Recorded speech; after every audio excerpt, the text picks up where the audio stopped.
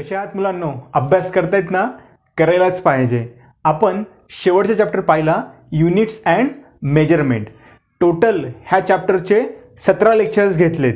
एक लक्षात घ्या, तुमची नीटची एक्झाम असू द्या, जेईची एक्झाम असू द्या किंवा NDAची एक्झाम असू द्या किंवा जगातली कुठलीही एक्झाम असू द्या, त्या एक्झाममध्ये ह्या 17 लेक्चरच्या बाहेर तुम्हाला एकही क्वेश्चन विचारणार नाहीत किंवा एकही कन्सेप्ट ह्या 17 लेक्चरच्या बाहेर तुम्हाला विचारणार नाहीत. त्यामुळं हे 17 लेक्चर व्यवस्थित बघा. 17 लेक्चर पाहिल्यानंतर मी तुम्हाला मागच्या 34 वर्षाचे नीटमध्ये आलेले क्वेश्चन पूर्ण सॉल्व करून दिलेत. तो व्हिडिओ जवळपास 2.5 तासाचा आहे. तो पण व्हिडिओ व्यवस्थित बघा. एवढं सगळं बघून जर तुम्हाला एखादा प्रॉब्लेम जर फर्स्ट चॅप्टरमधला जर समजला नसेल किंवा येत नसेल, तुम्ही डायरेक्टली मला फोन करून किंवा माझ्या व्हॉट्सअप नंबरवरती त्याचा फोटो शेअर करून तुम्ही त्याचा आन्सर मिळवू शकतात. त्यामुळं अभ्यास करत राहा. आता बघा, आपला सेकंड चॅप्टर आहे मॅथमॅटिकल मेथड्स. आपला सेकंड चॅप्टर कोणता आहे आता? Mathematical methods. सगळ्यात अगोदर चॅप्टरचं नाव बघा. चॅप्टरचं नाव काय? Mathematical methods. आता फिजिक्समध्ये जेवढ्या काही मॅथच्या गोष्टी लागतात, फिजिक्स शिकताना, फिजिक्सचे प्रॉब्लेम सॉल्व करताना जेवढे काही मॅथमॅटिकल गोष्टी लागतात, त्या सगळ्या गोष्टी ह्या चॅप्टरमध्ये आहेत. समजलं? जेवढ्या काही गोष्टी असतील फिजिक्सचे प्रॉब्लेम सॉल्व करण्यासाठी मॅथमधलं, मग ते इंटिग्रेशन असू द्या, डेरिव्हेटिव्ह असू द्या किंवा कुठलेही फॉर्म्युले असू द्या, ते सर्व गोष्टी तुम्ही सेकंड चॅप्टरमध्ये पाहणार आहेत. म्हणून ह्या चॅप्टरचं नाव काय टाकलं आहे? Mathematical methods. ह्या चॅप्टरमध्ये आपण मेनली 3 पॉईंट शिकणार आहेत. ह्या चॅप्टरमध्ये मेनली आपण 3 पॉईंट शिकणार आहेत.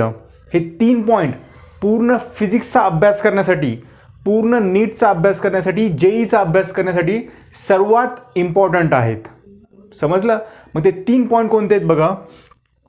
फर्स्ट आहे वेक्टर. लक्षात, पहिला पॉईंट कोणता शिकायचा आपल्याला? वेक्टर. वेक्टरवरती नीटमध्ये आणि जेईमध्ये हमखास एक क्वेश्चन असतो म्हणजे असतो. समजलं? सेकंड पॉईंट आहे डिफरन्शिएशन. जर डिफरन्शिएशन जर येत नसेल किंवा जमत नसेल तर फिजिक्समधला एकही प्रॉब्लेम तुम्ही सॉल्व नाही करू शकत. वेक्टर तर यायलाच पाहिजे, परंतु डिफरन्शिएशन पण तेवढंच महत्त्वाचं आहे. त्यानंतर थर्ड आहे तुमचं इंटिग्रेशन. आता डिफरन्शिएशन एकदा समजलं की त्याच्या उलटं काय असतं? इंटिग्रेशन. जर तुमचा 11वीला मॅथ ग्रुप असेल तर तुम्हाला इंटिग्रेशन आणि डिफरन्शिएशन हे एकदम बोटावरचा खेळ राहील. परंतु जर तुमचा मॅथ ग्रुप नसेल आणि तुम्हाला जर फक्त नीट एक्झाम द्यायची असेल तर तुम्हाला फिजिक्समधला जो सेकंड चॅप्टर आहे मॅथमॅटिकल मेथड, हा 101% यायला पाहिजे. हा चॅप्टर जर नाही आला तर फिजिक्समधला एकही प्रॉब्लेम तुम्ही सॉल्व नाही करू शकणार. त्यामुळं हा चॅप्टर व्यवस्थित ऐका, व्यवस्थित बघा. ह्या चॅप्टरवरती नीटमध्ये जास्त क्वेश्चन विचारत नाहीत, कधीतरी विचारतात. परंतु हा चॅप्टर जर नाही आला तर तुम्ही फिजिक्समधले जे नेक्स्ट चॅप्टर्स आहेत तर त्यामधले कुठलेच प्रॉब्लेम तुम्ही सॉल्व नाही करू शकणार. समजलं? मॅथमॅटिकल मेथड्समध्ये मेनली 3 पॉईंट बघायचे आहेत: वेक्टर, डिफरन्शिएशन, इंटिग्रेशन. आजपासून मी तुम्हाला वेक्टर स्टार्ट करेल. वेक्टर संपल्यानंतर जास्तीत जास्त 1 तासामध्ये मी तुम्हाला डिफरन्शिएशन संपवल आणि 1 तासामध्ये इंटिग्रेशन संपवल. पण वेक्टर संपवण्यासाठी जवळपास मला 5 ते 6 लेक्चर्स लागतील आणि त्यानंतर तुमचा हा सेकंड चॅप्टर पण कंप्लीट होईल. त्यानंतर सेम जेवढे काही सेकंड चॅप्टरवरती नीटमध्ये, जेईमध्ये प्रॉब्लेम्स आलेत, मी तेवढे सगळे प्रॉब्लेम्स तुम्हाला व्हिडिओ लेक्चरमधून सॉल्व करून देईल. चला तर मग सेकंड चॅप्टर स्टार्ट करूत आपण आता, मॅथमॅटिकल मेथड्स. सेकंड चॅप्टरमध्ये सुरुवातीला आपण वेक्टर शिकणार आहेत. वेक्टर नेमकं काय असतं, त्याचा उपयोग काय असतो, त्याला कसं रिप्रेझेंट करायचं, ह्या सगळ्या गोष्टी आपण आजपासून स्टार्ट करणार आहेत. आजच्या लेक्चरमध्ये बघा, मी वेक्टर स्टार्ट करेल. वेक्टरमध्ये मी आज तुम्हाला काय काय शिकवणार आहे बघा. Need of vector. वेक्टरची गरज काय आहे, वेक्टर म्हणजे काय असतं आणि वेक्टरची गरज काय आहे, ते झालं need of vector. Second point शिकणार आहे मी स्केलार आणि वेक्टर ह्या दोघांमधला डिफरन्स काय, किंवा स्केलार कुणाला म्हणायचं, वेक्टर कुणाला म्हणायचं. नेक्स्ट शिकणार आहेत आपण notation of vector. Notation of vector means vector कसं दाखवलं जातं किंवा कसं लिहिलं जातं, ते झालं नोटेशन ऑफ वेक्टर. त्यानंतर शिकणार आहेत आपण रिप्रेझेंटेशन ऑफ वेक्टर. वेक्टरला कसं रिप्रेझेंट करायचं. लक्षात, जसं मी तुम्हाला रिप्रेझेंट करायला लागलो तसं वेक्टरला कसं दाखवायचं, ते झालं रिप्रेझेंटेशन ऑफ वेक्टर. त्यानंतर आपण बघणार आहेत अँगल बिटवीन टू वेक्टर्स. जर दोन वेक्टर्स दिले असतील तर त्या दोन वेक्टरमधला अँगल कसा काढायचा, हे झालं अँगल बिटवीन टू वेक्टर्स. आणि शेवटचा पॉईंट आपण पाहणार आहेत आजच्या लेक्चरमध्ये टाइप्स ऑफ वेक्टर. वेक्टरचे किती टाइप्स आहेत समजलं. तर ह्या सर्व गोष्टी आपण आजच्या लेक्चरमध्ये पाहणार आहेत. काय काय बघणार आहेत. नीड ऑफ वेक्टर, वेक्टरची काय गरज आहे. स्केलर काय आहे, वेक्टर काय आहे, दोघांमधला डिफरन्स काय. त्यानंतर notation of vector, representation of vector, angle between two vector. जर दोन वेक्टर असतील, हा एक वेक्टर हा एक वेक्टर, त्या दोघांमधला अँगल, हे झालं अँगल बिटवीन वेक्टर. आणि त्यानंतर टाइप्स ऑफ वेक्टर. मग वेक्टरचे एक 7-8 टाइप्स आहेत. ते टाइप्स मी तुम्हाला जस्ट डेफिनेशन आणि टाइप्स सांगेल तुम्हाला. ठीक आहे, टाका मग आजचा पहिला point need of vector. First point लिहा आता need of vector. Need of vector. आता बघा, नीड ऑफ वेक्टर मीन्स वेक्टरची गरज फिजिक्समध्ये काय आहे किंवा वेक्टरचं काम फिजिक्समध्ये काय असतं, ते झालं नीड ऑफ वेक्टर. एक गोष्ट लक्षात ठेवा, फिजिक्समध्ये जेवढे काही चॅप्टर्स असतील, 11वीचे असू द्या किंवा 12वीचे असू द्या, प्रत्येक चॅप्टरमध्ये वेक्टर ही गोष्ट येणार म्हणजे येणार. वेक्टरची कन्सेप्ट येणार म्हणजे येणार. कुठलंही डेरिव्हेशन असू द्या किंवा कुठलाही प्रॉब्लेम असू द्या, त्या प्रॉब्लेममध्ये वेक्टर येणार म्हणजे येणार. त्यामुळं वेक्टरचा अभ्यास व्यवस्थित करायचा. नीटमध्ये जेईमध्ये वेक्टरवरती प्रॉब्लेम विचारत नाहीत किंवा कधीतरी विचारतात, परंतु वेक्टर ही कन्सेप्ट प्रत्येक चॅप्टरमध्ये तुम्हाला दिसणार. लक्षात. आता बघू की वेक्टरची गरज फिजिक्समध्ये काय आहे. सपोज करा, मी जर तुम्हाला म्हटलं की ह्या पेनचं मास किती आहे, 1.2 ग्रॅम आहे. ह्या पेनचं मास किती आहे, 1.2 ग्रॅम आहे. ज्यावेळेस मी तुला म्हटलं की ह्या पेनचं मास 1.2 ग्रॅम आहे, ह्या गोष्टीवरून तुम्हाला complete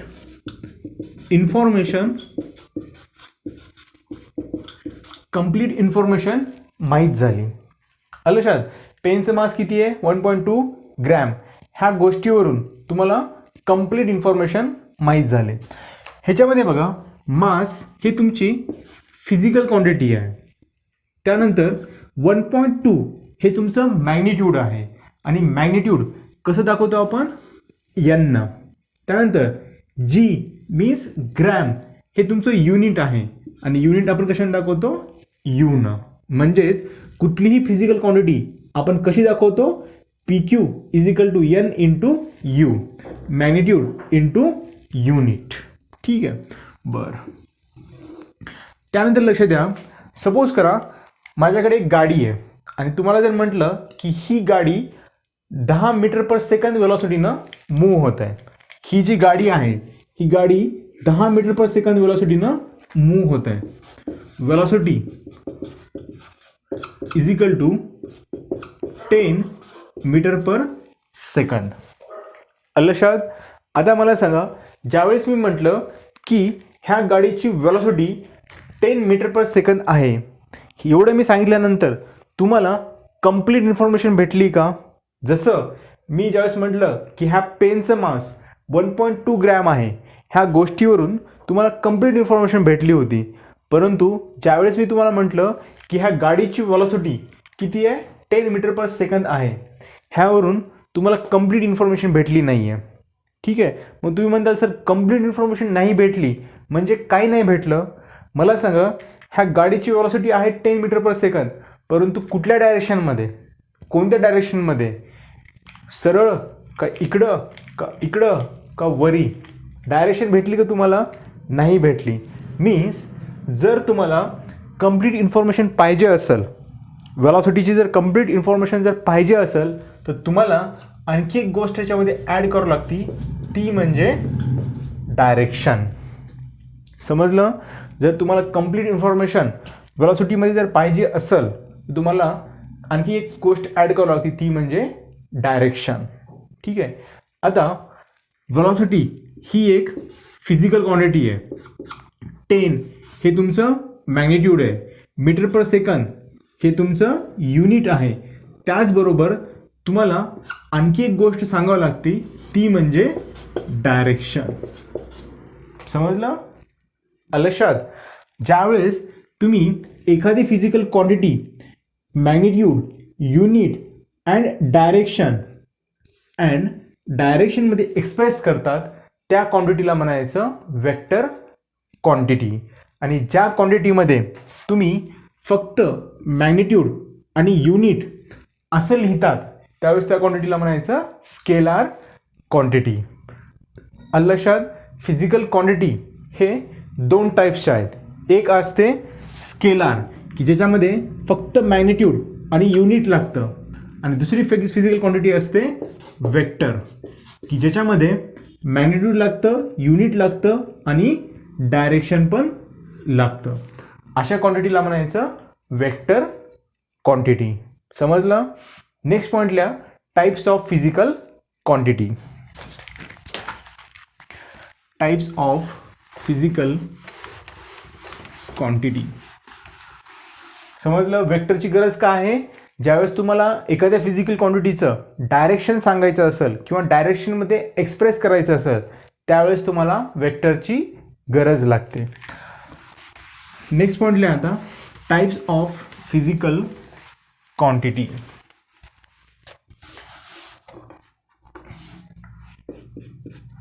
types of physical quantity.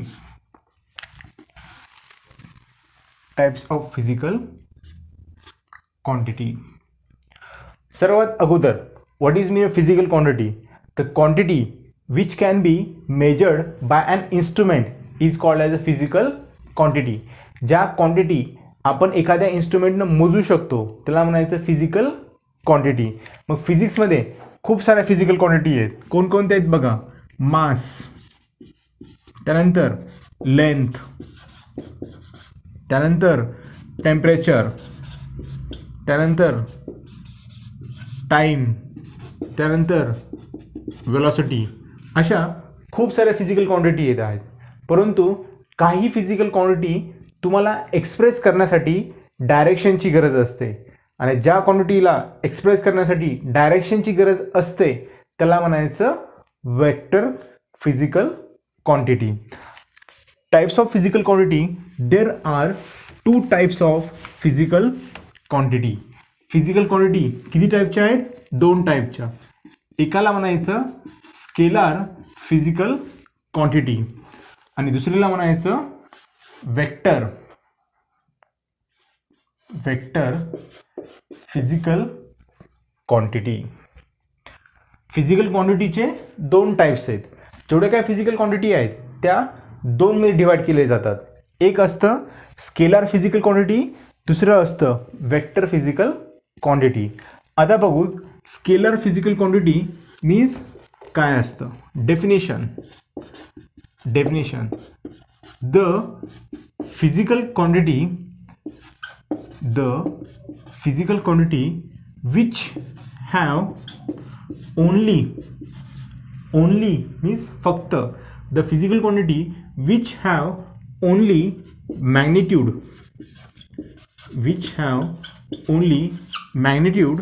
and unit. This type of physical quantity is called as scalar physical quantity. The physical quantity which have only magnitude and unit is called scalar physical quantity. आता बघा vector कुणाला म्हणायचं किंवा vector physical quantity कुणाला म्हणायचं? The physical quantity which have magnitude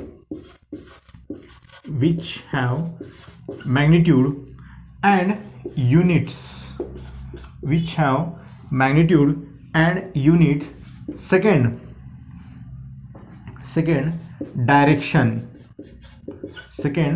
direction आणि third त्या क्वांटिटीनं काय ओबे करायला पाहिजे, vectors law of addition and obey vector law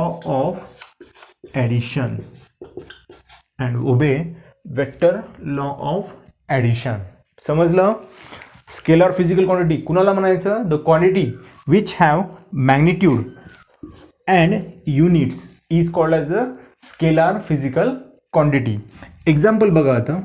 example, mass is equal to 10 kg.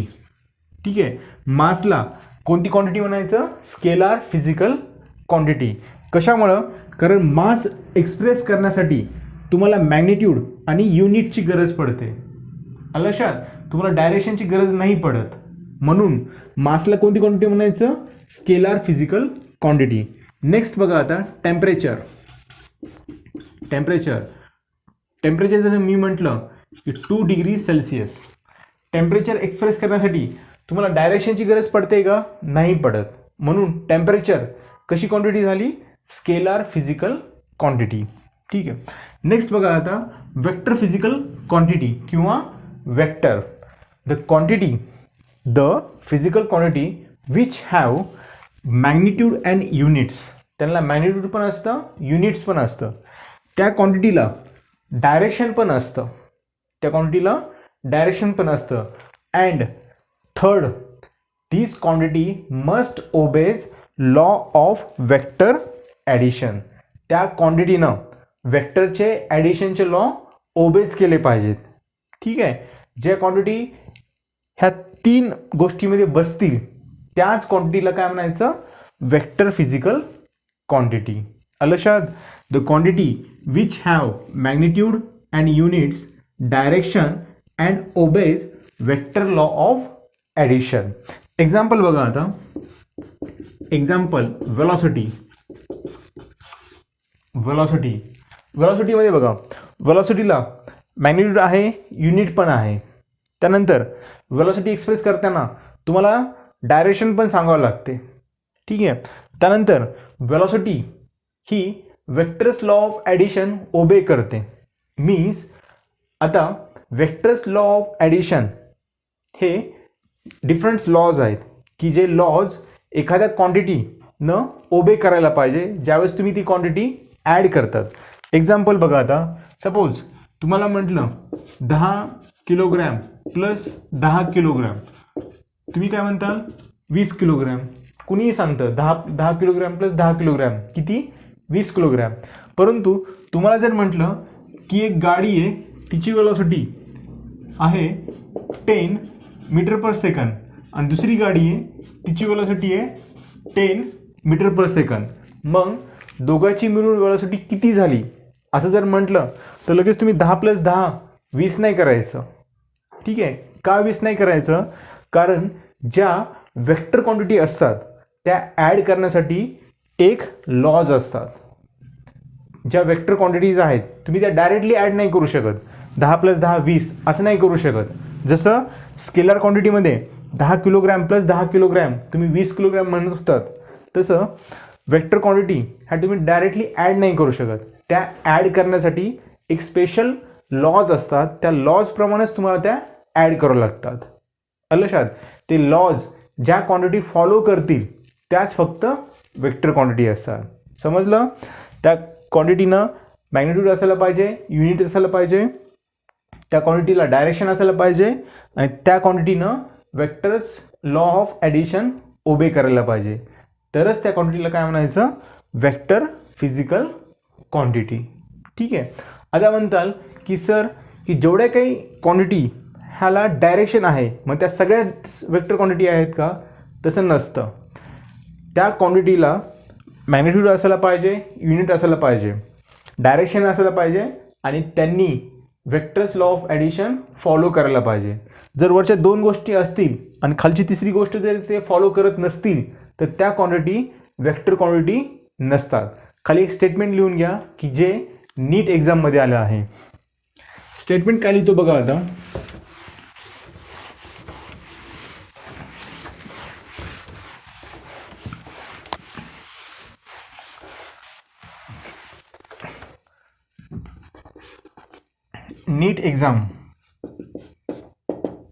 नीट एक्झाममध्ये आले note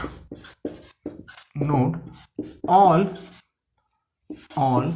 vector quantity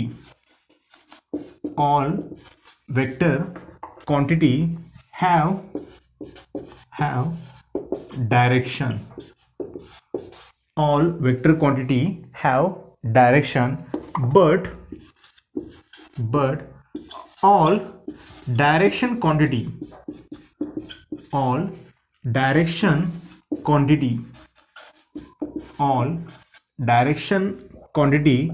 not have vector quantity. Not have vector quantity. हे नीटचं आलेलं एक्झाम्पल आहे किंवा नीटचं आलेलं एक कन्सेप्ट आहे. आता बघा,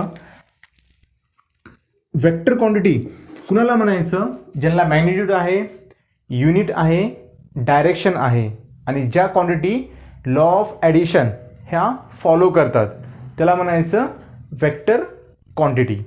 आता बघा, करंट आहे, हा करंट आहे 3 अँपियर. हा वायरमध्ये करंट किती आहे? 3 अँपियर. करंटला डायरेक्शन आहे का? आहे. करंटला मॅग्निट्यूड आहे, युनिट आहे आणि डायरेक्शन पण आहे. म्हणजेच करंट ही वेक्टर क्वांटिटी झाली का? नाही झाली. आणखी तिसरा नियम कोणता होता? It obeys law of addition. मग आता हा करंट लॉ ऑफ ॲडिशन ओबे करतो का? बघा आता, सपोज हे 3 अँपियर करंट आहे, इकडून आलं आहे 2 अँपियर करंट आणि टोटल झाला 5 अँपियर करंट. ठीक आहे. आता vector law of addition means काही नियम्स आहेत की जे नियम वेक्टरनं ॲडिशन करताना फॉलो करायला पाहिजेत, परंतु ह्या करंटनं वेक्टरचे लॉ ऑफ ॲडिशनचे नियम फॉलो केलेत का? नाही केलेत. जर फॉलो केले असतील तर इथं 5 अँपियर येत नाही, हे डायरेक्टली 3 + 2 हे 5 येत आहे. परंतु ज्यावेळेस तुम्ही वेक्टर ॲड करताना काही लॉज यूज करावे लागतात आणि त्या लॉजप्रमाणे इथं 5 येत नाही. म्हणून करंट ही वेक्टर क्वांटिटी नाही आहे, ही स्केलर क्वांटिटी आहे. करंटला मॅग्निट्यूड आहे, युनिट आहे, डायरेक्शन आहे, but current does not obeys the law of addition. म्हणून करंट ही वेक्टर क्वांटिटी नाही आहे, it's the scalar quantity. Statement काय लिहिलं बघा, all vector quantity have direction. सगळ्या वेक्टर क्वांटिटीला डायरेक्शन असतं, परंतु सगळ्याच डायरेक्शनल असणाऱ्या क्वांटिटी, सर्वच डायरेक्शन असणाऱ्या क्वांटिटी ह्या वेक्टर क्वांटिटी नसतात. समजलं? हे झालं need of vector and types of physical quantity. Physical क्वांटिटीचे 2 टाईप आहेत, एक स्केलर फिजिकल क्वांटिटी, दुसरी vector physical quantity. Scalar physical quantity means the quantity which have magnitude and units is called as the scalar physical quantity. Example, mass, length, temperature. ठीक आहे. त्यानंतर vector physical quantity, the quantity which have magnitude and units, direction, and this physical quantity must obeys the law of addition. तरच ती quantity काय quantity होईल? Vector quantity. Otherwise ती quantity काय असेल? Scalar quantity. नेक्स्ट पॉईंट लिहा आता, notation.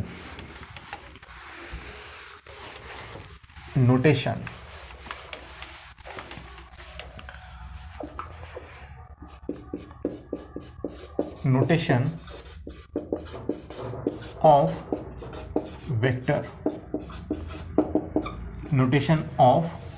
Vector. आता बघा, वेलॉसिटी ही वेक्टर क्वांटिटी आहे. मग ती वेक्टर क्वांटिटी आहे म्हणून आपण कसं दाखवायचं? त्याला म्हणायचं notation of vector. to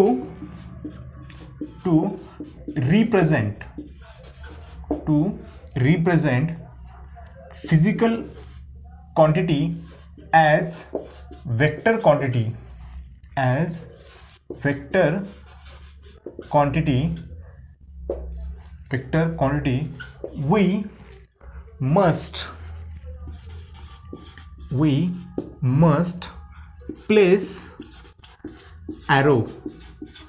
we must place arrow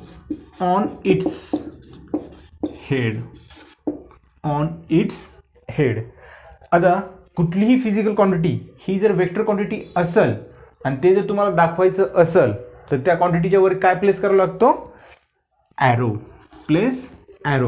suppose करा velocity example velocity can expressed as V cap लक्षात वेलोसिटी ही तुमची वेक्टर क्वांटिटी आहे मग तिला कसं आपण दाखवतो व्हीच्या वर काय करायचं ॲरो काढायचा त्यानंतर ॲक्सेलरेशन कॅन एक्सप्रेस्ड ॲज ए वरती कॅप त्यानंतर force can express as force समजलं ज्या फिजिकल क्वांटिटी ह्या वेक्टर क्वांटिटी आहेत त्यांना आपण कसं दाखवतो ती क्वांटिटी लिहायची आणि त्याच्यावर ॲरो काढायचा त्याच्यावरती ॲरो काढला म्हणजे ती क्वांटिटी कशी झाली वेक्टर क्वांटिटी समजलं to represent physical quantity as a vector quantity we must place arrow on its head ठीक आहे हे झालं नोटेशन ऑफ वेक्टर आता सपोज करा हे तुमची वेलोसिटी वेक्टर क्वांटिटी झाली जर तुम्हाला म्हटलं की ह्या वेलोसिटीचं मॅग्निट्यूड एक्सप्रेस करा किंवा मॅग्निट्यूड कसं दाखवलं जातं मॅग्निट्यूड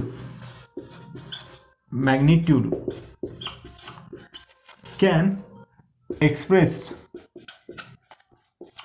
ॲज ही वेलोसिटी तुमची वेक्टर क्वांटिटी आहे तिचं मॅग्निट्यूड हे कसं दाखवतो आपण मॉड ऑफ व्ही ठीक आहे असं लिहिलं याचा अर्थ वेक्टरच्या फॉर्ममध्ये लिहिलं आणि ह्या वेक्टरचं मॅग्निट्यूड कसं दाखवलं जातं mod of V or simple V ठीक आहे त्यानंतर ॲक्सिलरेशन ही तुमची वेक्टर क्वांटिटी आहे त्याचं मॅग्निट्यूड कसं लिहिलं जातं मग magnitude of acceleration is mod of a किंवा a ठीक आहे mod of a मीन्स काय झालं ॲक्सेलरेशनचं मॅग्निट्यूड त्यानंतर फोर्सचं magnitude of force can express as this term किंवा or f लक्षात नोटेशन ऑफ वेक्टर कसं दाखवतात नोटेशन वेक्टरचं वरती ॲरो काढायचं हे झालं नोटेशन ऑफ वेक्टर मग ह्या वेक्टरचं मॅग्निट्यूड आपण एकतर मॉडमध्ये घेऊन दाखवतो किंवा सिम्पल व्ही लिहून त्यानंतर ॲक्सेलरेशनचं मॅग्निट्यूड कसं दाखवतो मॉडमध्ये किंवा ए लिहून त्यानंतर फोर्सचं सेम त्याच टाईपमध्ये ठीक आहे कुठलीही क्वांटिटी असू द्या त्यांचं वेक्टर फॉर्म आपण कसं लिहितो ॲरोच्या फॉर्ममध्ये आणि त्यांचं मॅग्निट्यूड मॉडच्या फॉर्ममध्ये ठीक आहे नेक्स्ट आहे का आता representation of vector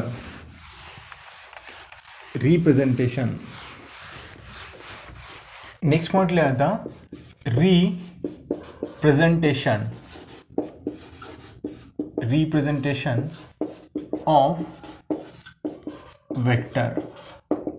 representation of vector means एखादा वेक्टर आपण कसा दाखवू शकतो त्याला म्हणायचं representation of vector vector can be represent by two way.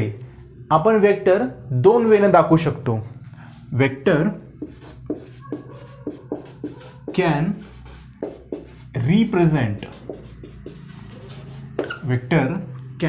Represent in a two way by two way. Vector can represent by two way. First is pictorial and second by equation. Vector आपण दोन वेने दाखवू शकतो, एक तर pictorial वेनं किंवा इक्वेशनच्या फॉर्ममध्ये. आपण आता एक एक टाईप बघू की पिक्टोरियलनं वेक्टर कसा दाखवायचा. फर्स्ट टाका पिक्टोरियल फॉर्म. सपोज करा मी म्हटलं की एक वेलोसिटी वेक्टर आहे की त्याची व्हॅल्यू आहे 3 metre per second east. 3 metre per second east west north south समजतं ना.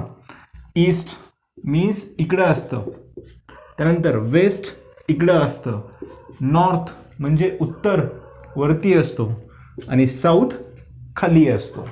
ठीक आहे. एक वेक्टर आहे velocity vector v is equal to 3 metre per second east. आता ह्या वेक्टरला पिक्टोरियल म्हणजे पिक्चरच्या फॉर्ममध्ये आपण कसं दाखवू शकतो. आता बघा वेक्टरचं मॅग्निट्यूड किती आहे, 3 आहे. ठीक आहे. वेक्टरची डायरेक्शन कुठं आहे, ईस्टकडे. समजलं. आता बघा पिक्टोरियल फॉर्ममध्ये वेक्टर दाखवण्यासाठी आपल्याला एक ॲरो काढावा लागतो. ठीक आहे. ह्या ॲरोची लेंथ किती असायला पाहिजे, 3. ठीक आहे. 3 सेंटीमीटर असेल, 3 मीटर असेल, 3 किलोमीटर असेल, ज्या फॉर्ममध्ये असेल त्या फॉर्ममध्ये. ॲरोची लेंथ किती, 3. ॲरोचा जो हा पार्ट असतो ह्याला म्हणतो आपण टेल. ह्याला काय म्हणतो आपण, टेल. आणि हा जो पार्ट आहे ह्या पार्टला म्हणतो आपण हेड. समजलं. ॲरोचं 2 पार्ट असतात, जो मागचा असतो तो टेल आणि जो पुढचा असतो तो हेड. आपण टॉस करतो ना, हेड का टेल, छापा का काटा, त्या टाईपमध्ये ॲरोला 2 टोक असतात. मागचा असतो तो टेल आणि जो पुढचा ॲरोसारखा जो पार्ट असेल त्याला म्हणतात हेड. जेवढी तुमची मॅग्निट्यूड असेल तेवढी आपण ॲरोची लेंथ ठेवतो. ठीक आहे. लेंथ ऑफ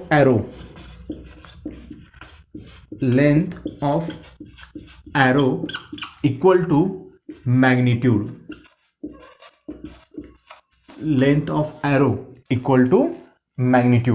आता बघा मॅग्निट्यूड झालं, त्यानंतर ॲरोची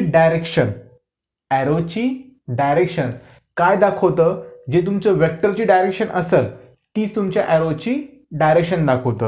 डायरेक्शन कुठल्या साईडला होतं, ईस्ट साईडला. ईस्ट साईड कुठं असते, इकडं असते, म्हणून मी ॲरो कुठं काढला, ह्या साईडमध्ये. समजलं. मॅग्निट्यूड आणि डायरेक्शन हे पिक्टोरियल फॉर्ममध्ये आपण कसं दाखवतो, बाय युझिंग ॲरो. ॲरोची लेंथ म्हणजे तुमचं झालं मॅग्निट्यूड आणि ॲरोची डायरेक्शन म्हणजे तुमची झाली वेक्टरची डायरेक्शन. सपोज करा हे जर असं असलं असतं, ईस्टच्या ऐवजी असलं असतं नॉर्थ. ईस्टच्या ऐवजी काय असलं असतं, नॉर्थ. तर मग तुम्ही कसं दाखवलं असतं पिक्टोरियल फॉर्ममध्ये वेक्टर, नॉर्थ हा ॲरो काढला असता. ॲरोची लेंथ किती असली असती, 3. ठीक आहे. ॲरोची लेंथ मीन्स त्याचं मॅग्निट्यूड किती असलं असतं, 3. त्यानंतर ॲरोची डायरेक्शन कशी आहे, नॉर्थ साईडला आहे, म्हणून ॲरो मी असा काढला. ठीक आहे. हे झालं pictorial form of vector. Vector आपण 2 फॉर्ममध्ये रिप्रेझेंट करू शकतो, एक तर पिक्टोरियल फॉर्ममध्ये किंवा इक्वेशनच्या फॉर्ममध्ये. आता next second number equation. Second लिहा आता इक्वेशन.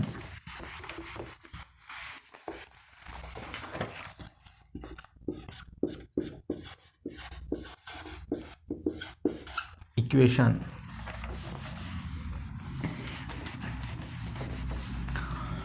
आता बघा वेक्टरला इक्वेशन फॉर्ममध्ये कसं रिप्रेझेंट करायचं. ठीक आहे, आता सपोज करा हा एक बॉक्स आहे, हा एक बॉक्स आहे. ह्या बॉक्सवरती मी दोन फोर्स अप्लाय केलेत. एक फोर्स ह्या बॉक्सला इकडं ओढायला लागलाय, तो आहे F1. F1 किंवा फोर्स हा वेक्टर आहे म्हणून मी त्याला काय कसं लिहिलं, F1 बार. दुसरा फोर्स त्या बॉक्सला वर उचलायला लागलाय, F2 फोर्स. ठीक आहे, त्या बॉक्सवरती दोन फोर्स अप्लाय होते, एक F1 दुसरा F2. F1चं मॅग्निट्यूड आहे 2 न्यूटन ईस्टवर्ड, 2 न्यूटन ईस्टवर्ड. बरोबर आहे. फोर्स हे वेक्टर क्वांटिटी आहे. वेक्टर क्वांटिटी कसं लिहित असतो आपण, मॅग्निट्यूड आणि डायरेक्शन. F2 कसं लिहिणार मी, मॅग्निट्यूड सपोज करा ह्याचं आहे 5 न्यूटन आणि वरच्या साईडला अप्लाय करायला, वरी कोणती डायरेक्शन असते, नॉर्थ. ठीक आहे, आता बघा ज्यावेळेस मी ह्या बॉक्सला इकडून पण ओढल आणि वरून पण ओढल, मग बॉक्स कुठं जाईल, बॉक्स जाईल तिसरीकडे, मीन्स ह्या दोघांच्या मध्ये जाईल. एक जण इकडून ओढायला लागला, एक जण इकडून ओढायला लागला, कुठं जाईल बॉक्स, दोघांच्या मधून. म्हणजेच इकडे जो फोर्स असेल बॉक्सचा तो असेल F. ठीक आहे, आता बघा मी इक्वेशनच्या फॉर्ममध्ये सगळ्या फोर्सेसला कसं लिहितो, F is equal to F1 force plus F2 force. बरोबर आहे. F हा तुमचा असतो रिझल्टंट फोर्स, ह्याला म्हणायचं रिझल्टंट फोर्स. F ला काय म्हणायचं, रिझल्टंट फोर्स. कशामध्ये रिझल्टंट फोर्स म्हणायचं, कारण ह्या दोन फोर्सचा रिझल्ट असतो. हा दोन फोर्सला एकत्र केल्यानंतर हा फोर्स तयार होतो. एक जण इकडून ओढायलेलं असतं, एक जण इकडून ओढायलेलं असतं, दोघांमुळं हा नवीन फोर्स तयार होतो की ज्याला म्हणतो आपण रिझल्टंट. ह्या दोन्ही फोर्सचा रिझल्ट म्हणजे F असतो. ठीक आहे, F1 force is equal to F1 plus F2 force. त्यानंतर बघा आता F1 हे वेक्टर आहे, फोर्स हे क्वांटिटी वेक्टर क्वांटिटी, आणि वेक्टर क्वांटिटी कशी लिहिली जाते, मॅग्निट्यूड अँड डायरेक्शन. मग F1 ला मी कसं लिहिल, मॅग्निट्यूड किती आहे 2, डायरेक्शन किती आहे, कोणती आहे, ईस्ट, प्लस F2 मॅग्निट्यूड किती आहे 5 आणि डायरेक्शन कोणतं आहे, नॉर्थ. ठीक आहे, हे झालं equation form of vector. Equation form of vector कसा लिहित असतो आपण, equation form of vector is written in magnitude into direction. ठीक आहे, magnitude into direction plus magnitude into direction. हे झालं इक्वेशनच्या फॉर्ममध्ये, आणि जे मगाशी काढलं होतं ते होतं इन पिक्टोरियल फॉर्म. आता नवीन पॉईंटला अँगल बिटवीन टू वेक्टर. दोन वेक्टर, हा एक वेक्टर आहे, हा एक वेक्टर आहे, हा दोन वेक्टर मधला अँगल मीन्स थीटा कसा काढायचा असतो. नेक्स्ट पॉइंटला आता angle between two vector.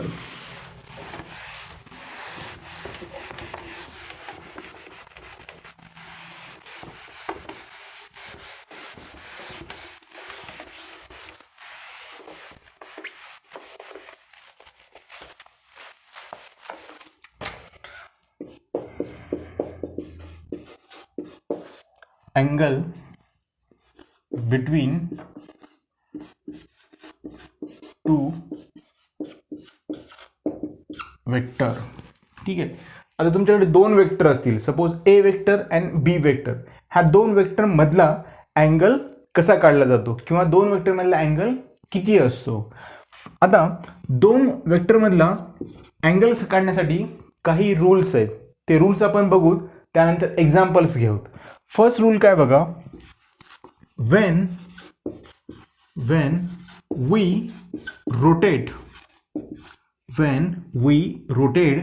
vector by 2 pi. When we rotate vector by 2 pi, magnitude comma magnitude of vector does not changes.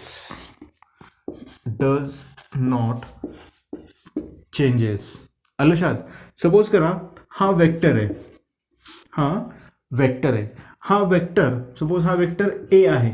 हा वेक्टर ज्यावेळेस तुम्ही 2 पाय मधून रोटेट करतात, हा वेक्टर आहे ज्यावेळेसपासून तुम्ही असं 2 पाय मधून रोटेट करतात, ठीक आहे, त्यावेळेस त्या वेक्टरचं मॅग्निट्यूड मीन्स त्या वेक्टरची व्हॅल्यू डझंट चेंज होत नसते. सेकंड रूल बघा आता काय लिहितो.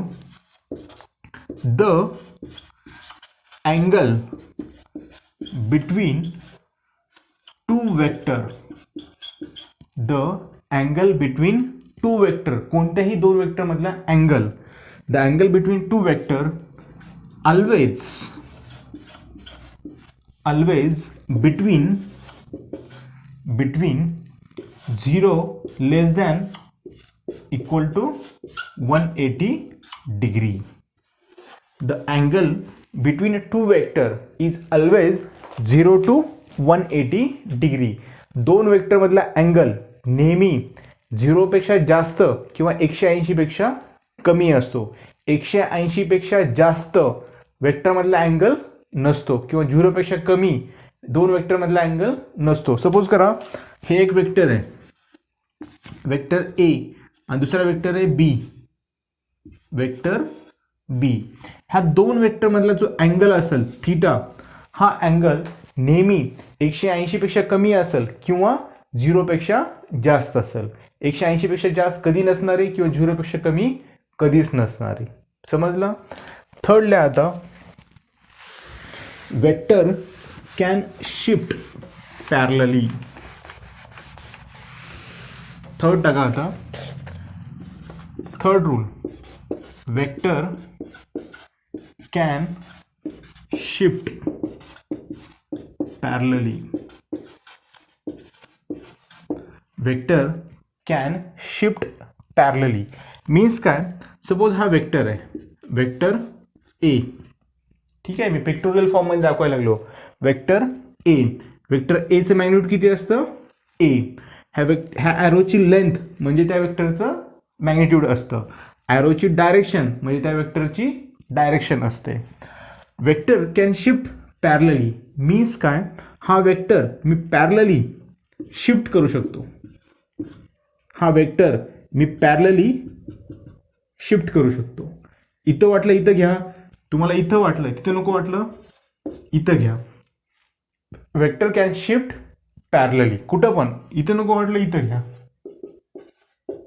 इथं नको वाटलं इथं घ्या. आलं लक्षात. Vector can shift parallelly. Next टाका आता fourth rule for finding the angle between two vector. Fourth, to find angle between two vector. To find angle between two vector, join tail to tail or head to head. To find angle between two vector, we join tail to tail or head to head. Tail to tail म्हणजे ताल से ताल मिला. लक्षात. Suppose करा दोन vector आहेत, हा वेक्टर ए आहे आणि हा वेक्टर बी आहे. ह्या दोन वेक्टर मधला अँगल फाइंड आउट करायचा आहे. त्यावेळेस फाइंड करण्यासाठी एकतर त्या दोन वेक्टरची टेल टू टेल जॉईन करायचं किंवा हेड टू हेड जॉईन करायचं. ठीक आहे. सगळ्यात सोपं असतं टेल टू टेल जॉईन करणं. दोन वेक्टर मधला अँगल फाइंड आउट करा म्हटलं की डोक्यामध्ये यायला पाहिजे ताल से ताल मिला. म्हणजेच टेल टू टेल मिला.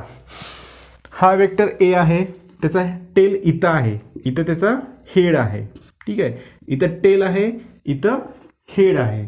मग दोघांचे टेल टू टेल जॉईन करायचं. कसे जॉईन करायचं? हा वेक्टर पॅरलली शिफ्ट करायचा. हा वेक्टर बी वेक्टर पॅरलली इकडे शिफ्ट करायचा. ठीक आहे, मग शिफ्ट केल्यानंतर काय होतं बघा. हा तुमचा वेक्टर ए, त्याची टेल, आणि हा वेक्टर तुमचा बी, त्याची टेल, दोघं जण एकमेकाला जॉईन केले की दोन वेक्टर मधला तुम्हाला अँगल फाइंड आउट होतो. समजलं? चौथा रूल काय? To find out the angle between two vector we must join tail to tail or head to head. पण लक्षात काय ठेवायचं? ताल से ताल मिला to find out the angle between two vector. आता नेक्स्ट लिहा आता एक्झाम्पल्स. काही एक्झाम्पल्स घे आणि त्यानंतर मी स्टार्ट करेल types of vector. First example लिहा. Example first. Find the angle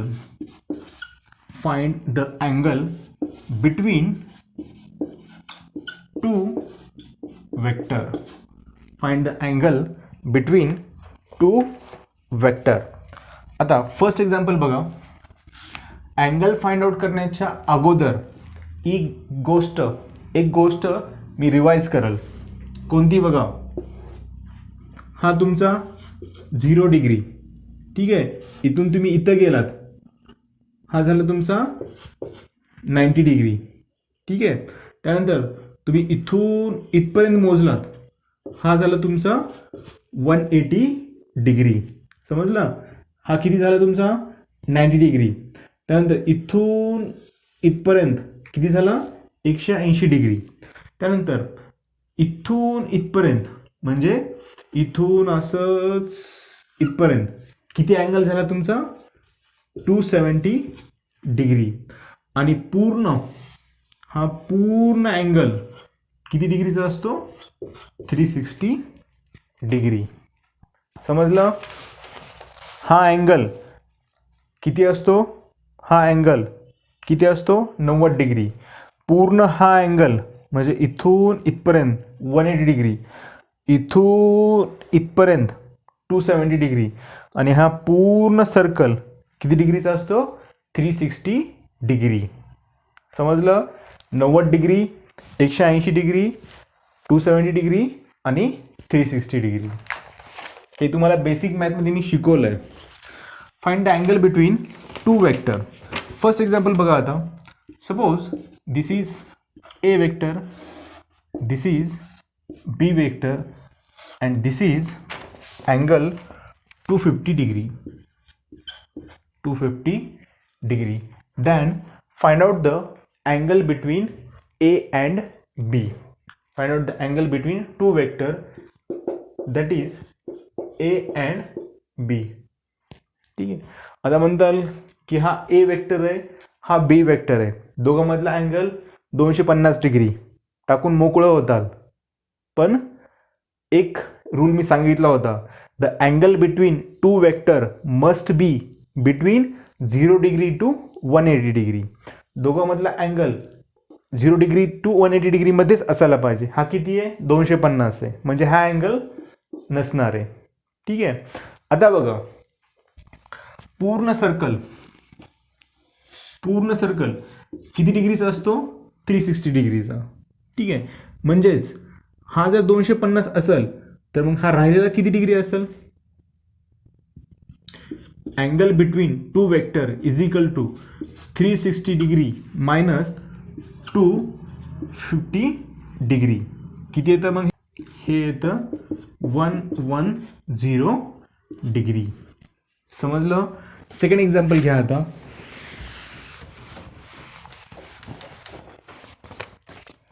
find the angle between, this is vector A, this is vector B.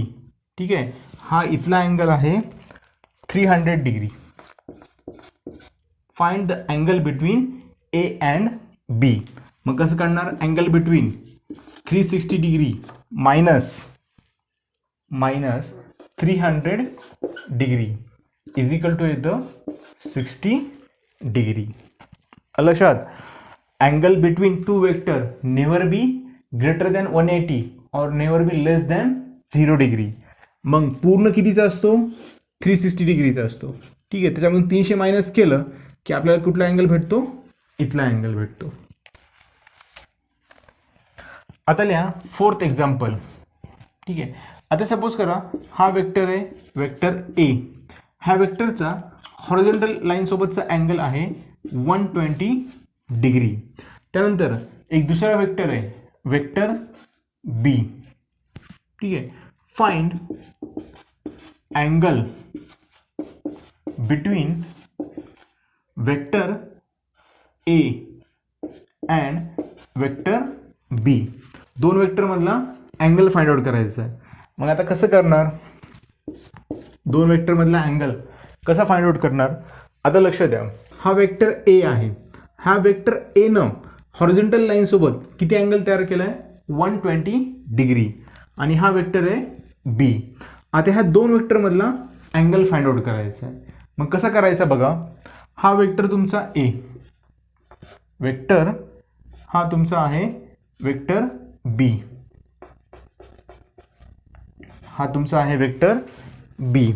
ठीक आहे, आता हा वेक्टर तुमचा ए वेक्टर, हा वेक्टर तुमचा ए. ह्या वेक्टरचा इथला अँगल किती आहे? 120 डिग्री. ठीक आहे, हा वेक्टर पॅरलली पुढे शिफ्ट करायचा, पॅरलली पुढे शिफ्ट करायचा. ठीक आहे, हा वेक्टर ज्यावेळेस तुम्ही पॅरलली पुढे शिफ्ट करता त्यावेळेस इथला अँगल किती येईल? मग हा 120 डिग्री होता, मग इथला अँगल, हा पूर्ण अँगल किती डिग्री असेल? 180 डिग्री. त्यामधून एवढा अँगल मायनस केला की तुम्हाला इथला अँगल भेटतो. म्हणजेच तुम्हाला भेटेल 180 degree minus 120 degree means 60 degree. लक्षात, हा वेक्टर मी इथे जॉईन केला. ठीक आहे, दोन वेक्टरमधला जर अँगल फाइंड आउट करायचा असेल तर मला हेड से हेड मिळावं लागतं किंवा टेल से टेल मिळावं लागतं. इथे मिळत आहे का? नाही मिळत. मी काय केलं, हा ए वेक्टर थोडासा पुढं शिफ्ट केला, हा पुढं शिफ्ट केला, हा वेक्टर इथं आला. मग वेक्टर बी आणि वेक्टर ए मधला अँगल मी कसा फाइंड आउट केला? हा पूर्ण अँगल किती आहे? 180 डिग्री आहे. मग ह्या दोघांमधला अँगल किती असेल? 180 मायनस 120.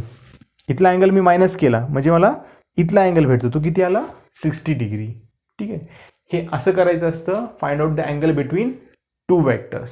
ह्यानंतर बघू आता आपण टाइप्स ऑफ वेक्टर्स.